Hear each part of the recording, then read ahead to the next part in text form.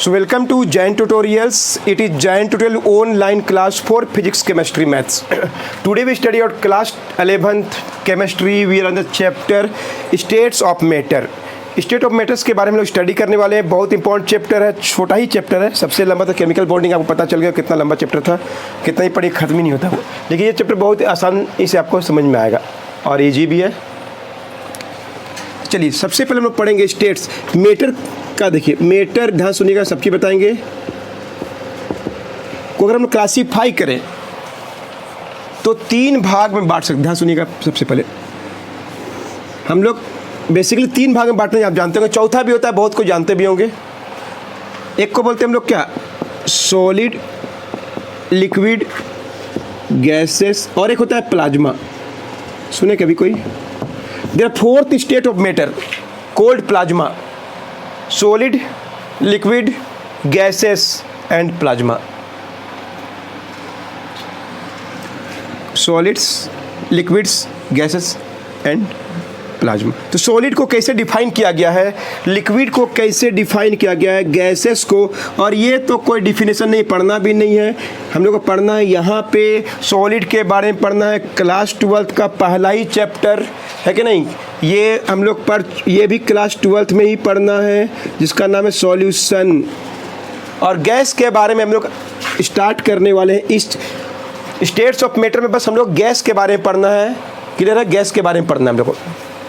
Plasma कैसे बोलते हैं? ऐसे सब्सटेंस जो वेरी हाई टेम्परेचर में एग्जिस्ट करते हैं। वेरी हाई टेम्परेचर में जो एग्जिस्ट करते हैं, वेरी हाई टेम्परेचर में जो एग्जिस्ट करते हैं आर कोल्ड प्लाज्मा बोलते हैं हम लोग। Which exist at very high temperature, जैसे सन को क्या बोलेंगे, सॉलिड, लिक्विड, गैस, ऐसे गैस बोल देते हैं। लेकिन और अगर अच्छा से क्लासिफाई करेंगे, दीज आर कॉल्ड प्लाज्मा। इसके बारे में स्टडी तो अलग ही होता है। हम लोग का क्लास 11th में गैस के बारे में हर कुछ जान जाएंगे जब ये चैप्टर खत्म होगा। तो अगर क्लासिफाई किया जाता है 2 बेसिस में। एक को बोलते हैं हम लोग इंटरमोलिकुलर फोर्स, जो एक्चुअली मोलिकुलर अट्रैक्शन भी कहलाता है, और एक होता है escaping tendency, ET. Molecular attraction या इंटरमोलिकुलर फोर्सेस और स्केपिंग टेंडेंसी के आधार पर हम लोग इनको क्लासिफाई करेंगे और फाइनली हम लोग स्टार्ट तो करेंगे गैस के बारे में। अंडरस्टूड? नोट कर लीजिए। तो क्या होता है, देखिए इंटरमोलिकुलर, चाहे सॉलिड हो या लिक्विड हो या गैस हो, इंटरमोलिकुलर फोर्स क्या होता है, या सिंपली बोलते हैं हम लोग मॉलिकुलर अट्रैक्शन। तो देखिए 2 मॉलिक्यूल के बीच में एक फोर्स काम करता है। सच कोई भी सब्सटेंस के अंदर जितने मॉलिक्यूल्स हैं उनके मॉलिक्यूल के बीच में एक फोर्स काम करता है, कोल्ड, क्या नाम है इसका, इंटरमोलिकुलर फोर्स, है कि नहीं। एक सब्सटेंस है, मान लीजिए कि H और Cl है, तो H का और Cl के मॉलिक्यूल के बीच में आपस में एक कंपाउंड HCl, बहुत सा HCl है, बहुत सा HCl है, सबके बीच में एक फोर्स काम करता है। इट्स कॉल्ड इंटरमोलिकुलर फोर्स बोलते हैं। सिंपली क्या बोल सकते हैं, ये द फोर्स है ऑफ क्या, अट्रैक्शन बिटवीन द क्या, molecules of, between the molecules, the force of attraction between the molecules of a compound। कोई कंपाउंड के अंदर जो भी मॉलिक्यूल्स हैं उनके बीच का फोर्स को बोलते हैं इंटरमोलिकुलर फोर्स या द फोर्स ऑफ अट्रैक्शन बोलते हैं। वो हर सब्सटेंस में पाया जाता है, किसी में कम, किसी में ज़्यादा। तो अगर हम लोग देखेंगे, स्टडी करेंगे कोई मैटर का, तो ये पाया जाता है कि सॉलिड में सबसे ज़्यादा इंटरमोलिकुलर फोर्स है, अट्रैक्शन है, मॉलिक्यूल्स नज़दीक रहने का टेंडेंसी है। सॉलिड में इंटरमोलिकुलर फोर्स जो भी बनेंगे, कोई भी सॉलिड जो इंटरमोलिकुलर फोर्स अगर ज़्यादा होता है तो वो सॉलिड ही होगा। थोड़ा सा कम क्या होता है लिक्विड में, और सबसे कम क्या होता है गैस में। गैस के मॉलिक्यूल इसलिए क्या होते हैं, दूर दूर होते हैं, इसके मॉलिक्यूल रिलेटिवली थोड़ा नज़दीक होते हैं और इसके मॉलिक्यूल और भी नज़दीक होते हैं due to what, intermolecular force. सबसे अधिक इंटर मॉलिक्यूलर फोर्स बिटवीन क्या, मॉलिक्यूल्स के बीच का force is called intermolecular force. सबसे अधिक सॉलिड में होता है, थोड़ा कम लिक्विड में होता है और सबसे कम क्या होता है, गैस में होता है। इसलिए गैस के मॉलिक्यूल थोड़ा रिलेटिवली दूर दूर रहना चाहते हैं। Understood? Such force is called intermolecular force. तो इंटरमोलिकुलर फोर्स के आधार पर जो मॉलिक्यूल्स नजदीक नजदीक होंगे ज्यादा फोर्स ऑफ अट्रैक्शन होगा, maximum intermolecular force, minimum intermolecular force, है कि नहीं। तो गैस के मॉलिक्यूल इसीलिए दूर दूर होते हैं क्योंकि इनके बीच का जो मॉलिक्यूल है, जैसे O2 के जो मॉलिक्यूल्स हैं उनके बीच का फोर्स बहुत कम है, ड्यू टू विच वे दूर दूर रहना चाहते हैं। Such molecules are simply called gaseous molecules, जिसके मॉलिक्यूल रिलेटिवली बहुत नज़दीक नज़दीक होते हैं, सॉलिड है ना, मॉलिक्यूल्स बहुत नज़दीक, हाई डेंसिटी हो जाता है ड्यू टू कम जगह में ज़्यादा मॉलिक्यूल्स, क्योंकि उनके बीच का फोर्स ऑफ अट्रैक्शन बहुत ज़्यादा है। ये बात में किसी को डाउट नहीं है। तो इंटरमॉलिक्यूलर फोर्स के आधार पर हम लोग इस तरह से बांट सकते हैं, किसको, गैस को, लिक्विड को और सॉलिड को। ये रिलेटिवली सबसे कम इसका होता है, सबसे ज़्यादा इसका होता है।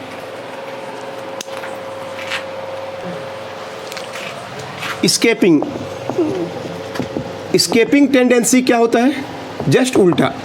ऐसा नहीं कि फोर्स ऑफ अट्रैक्शन ही होता है, मॉलिक्यूल्स एक दूसरे से दूर जाना चाहते हैं।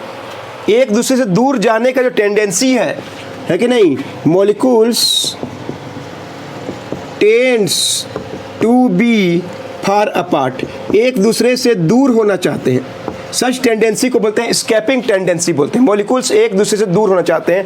तो सॉलिड में ये टेंडेंसी नहीं होता, या कम होता है, या बिल्कुल कम होता है, या नहीं होता, ऐसा बोल सकते हैं। इनमें वो क्या बोलेंगे, स्केपिंग टेंडेंसी नहीं होता है। लिक्विड में मॉलिक्यूल थोड़ा सा मॉलिक्यूलर फोर्स कम है ना, तो क्या होगा, थोड़ा दूर रहना चाहते हैं, मॉलिक्यूलर फोर्स कम है, अट्रैक्शन वाला फोर्स कम है, तो मॉलिक्यूल्स रिलेटिवली क्या होते हैं, थोड़ा दूर, मतलब स्केपिंग टेंडेंसी थोड़ा क्या होगा, बढ़ जाता है।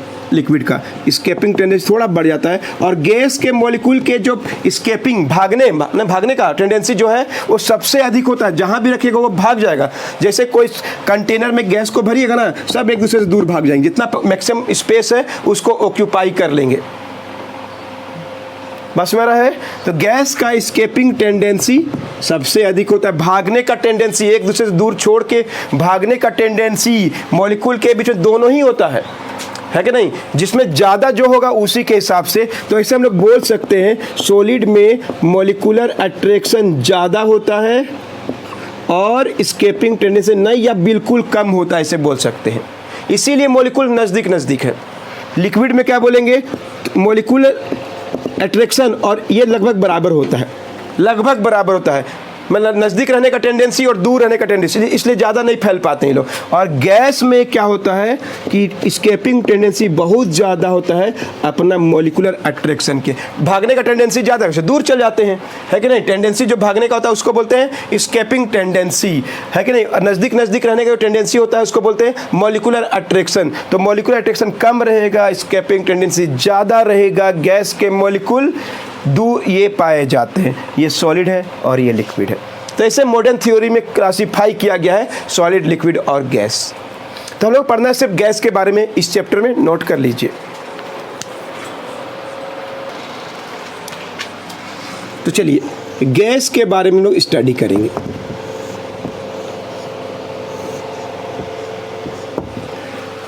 अगर आपको हम पूछा जाए गैस का फेवरेबल कंडीशन क्या है, What are the favorable condition in which gas can exist? देखिए, प्रेशर और टेम्परेचर से ही गैस के बारे में बात होगा, वॉल्यूम भी होगा, बताएंगे भी। मेन है प्रेशर और टेम्परेचर। गैस के मॉलिक्यूल क्या होते हैं, जिसमें स्केपिंग टेंडेंसी मतलब भागने का टेंडेंसी ज़्यादा होता है मॉलिक्यूलर अट्रैक्शन से। तो ये भागेंगे, कब भागेंगे, कोई गैस को अगर हम इतना जगह में रखें, उसी गैस को हम इतना जगह में रखें, कोई गैस को अगर हम लोग इतना ही जगह में रखें और कोई गैस को हम लोग इतना जगह में रखेंगे, क्लियर है, तो क्या होगा, तो क्या होगा, तो क्या होगा, इतना ही गैस, 10 ग्राम गैस यहाँ भी है, 10 ग्राम गैस यहाँ भी, तो गैस को ज़्यादा स्पेस मिलेगा। वो जो चाहता है कि गैस को ज़्यादा स्पेस मिले, यही कंडीशन है। गैस को ज़्यादा स्पेस मिले, तो यही कंडीशन है। मतलब प्रेशर क्या होना चाहिए, लो प्रेशर कम होना चाहिए। देखिए स्पेस ज़्यादा दे दिए, प्रेशर का फॉर्मूला याद है, फोर्स बाई एरिया। तो एरिया अगर ज़्यादा, देखिए एरिया ज़्यादा है, इससे ज़्यादा है, एरिया ज़्यादा है, देख रहे ज़्यादा है, एरिया ज़्यादा, प्रेशर रखम, तो गैस को अच्छा रहेगा रखने में, रहने में, मतलब उसको ईजी रहेगा। गैस चाहता है कि उसको जहाँ भी रखे प्रेशर कम हो। और क्या, टेम्परेचर कैसा होना चाहिए, high temperature low pressure is the favourable condition to make the gas. High temperature low pressure, temperature अगर क्या हो ज़्यादा, प्रेशर अगर क्या हो कम, तो गैस इजीली एग्जिस्ट करेगा। ये बात को आपको पहले समझना पड़ेगा। हाई टेम्परेचर में कैसे, टेम्परेचर अगर इंक्रीज करेंगे, देखिए अगर टेम्परेचर लो रहेगा तो मॉलिक्यूल का काइनेटिक एनर्जी भी कम होता है। वो आगे हम लोग पढ़ेंगे, सब चीज़ पढ़ने वाले हैं, ये सब कंडीशन को हम लोग पढ़ने वाले हैं। टेम्परेचर अगर कम होगा तो काइनेटिक एनर्जी भी क्या होगा, उनका कम होगा। सॉरी, टेम्परेचर अगर ज़्यादा होगा तो काइनेटिक एनर्जी भी क्या होगा, ज़्यादा होगा। वेलोसिटी भी क्या होगा, ज़्यादा होगा। एस्केपिंग कैपेसिटी, टेंडेंसी भी क्या होगा, ज़्यादा होगा। तो गैस का टेम्परेचर ज़्यादा करेंगे, काइनेटिक एनर्जी भी ज़्यादा होगा, वेलोसिटी भी ज़्यादा होगा, एस्केपिंग टेंडेंसी भी ज़्यादा होगा। मतलब क्या, कम प्रेशर मतलब ज़्यादा स्पेस है कि ना, स्पेस ज़्यादा दीजिए उसको। यानी ऐसा बोल सकते हैं, वॉल्यूम अगर ज़्यादा है, देखिए वॉल्यूम ज़्यादा, गैस का स्थान ज़्यादा है कि नहीं ज़्यादा है, उतना ही गैस को यहाँ रखें, उतना ही गैस को यहाँ रखें। यहाँ पे वॉल्यूम ज़्यादा है, यहाँ पे वॉल्यूम कम है। वॉल्यूम ज़्यादा हो गया तो गैस में वो वही गैस अब कम दबाव डाल रहे होंगे, है कि नहीं। कम जगह में ज़्यादा चीज़, ज़्यादा जगह में उतना ही चीज़, तो यहाँ प्रेशर कम है। टेम्परेचर बढ़ाने से क्या होगा, इंक्रीज करने से क्या होगा, काइनेटिक एनर्जी बढ़ता है। बताएंगे, इसी चैप्टर में प्रूव करेंगे हम लोग, देखिएगा। और वेलोसिटी भी क्या होगा उसका, काइनेटिक एनर्जी के अंदर क्या होता है, वेलोसिटी होता है ½ mv², तो ज़्यादा होगा। तो what are the 2 favourable condition in which gas can exist. Favourable condition for existence of gas, क्या आंसर होगा, low pressure high temperature, low pressure and high temperature. सुना सबको बात, low pressure and high temperature is the favourable condition to exist a gas. Note कर लीजिए। तो आपको पता चल गया कि प्रेशर, टेम्परेचर और एक वॉल्यूम में आपस में एक रिलेशन आने वाला है। गैस का प्रेशर, टेम्परेचर एंड वॉल्यूम, ज़्यादा टेम्परेचर, ज़्यादा वेलोसिटी, ज़्यादा स्पीड से मॉलिक्यूल्स एस्केप करेंगे, गैस के मॉलिक्यूल एग्जिस्ट करेंगे। प्रेशर, टेम्परेचर और वॉल्यूम। तो देखिए इसको स्टडी करने के लिए ध्यान सुनिए।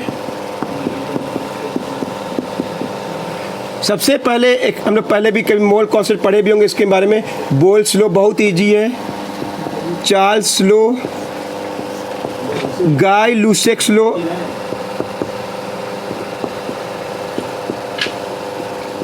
Combined gas law,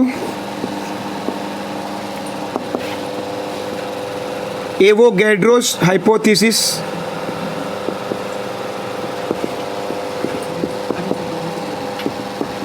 Avogadro's hypothesis, combined gas law, Gay Lussac's law, Charles law, Boyle's law, ideal gas equation, real gas equation, और एक होता है वन डर वाल्स इक्वेशन या बोलते हैं करेक्शन, और लास्ट होता है जो फिजिक्स में पढ़ने वाले हैं आप लोग,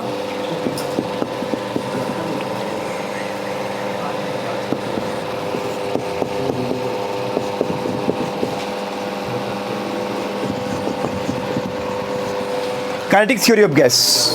इतना चीज़ हम लोग पढ़ने वाले हैं। Boyle's law, Charles law, Gay Lussac law, combined gas law, Avogadro's hypothesis, ideal gas equation, real gas equation, van der Waal equation and correction, और साथ में काइनेटिक थ्योरी ऑफ गैस। इतना स्टडी हम लोग आगे के वीडियोज़ में स्टडी करने वाले हैं। नोट कीजिए, बता रहे हैं। स्टार्ट करते हैं बोल्स लॉ। साइंटिस्ट का नाम है बोल्स। हम लोग का एक्चुअली में चैप्टर केवल लॉ के बारे में पढ़ना है, कैसे हम लोग अप्लाई करेंगे। तो ध्यान सुनिए, बोल्स लॉ क्या है।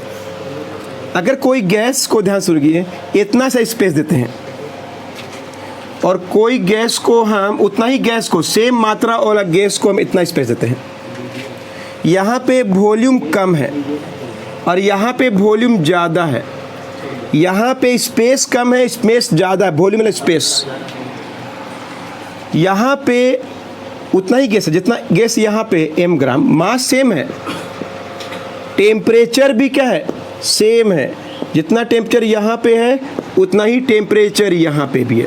तो बताइए गैस के मॉलिक्यूल कम जगह में तो प्रेशर क्या होगा, यहाँ पे वॉल्यूम अगर लेस है तो प्रेशर क्या होगा, मोर। कभी भी कम स्पेस में कोई प्रेशर ज़्यादा महसूस होता है ना। जैसे पानी का पाइप से आप वॉल्यूम मतलब यहाँ पे स्पेस कम कर दीजिए, दाब दीजिए, तो क्या होगा, पानी का स्पीड बढ़ता है कि नहीं बढ़ता है, प्रेशर बढ़ जाता है। तो वैसे ही वॉल्यूम अगर कम रखेंगे तो प्रेशर क्या हो जाएगा, ज़्यादा।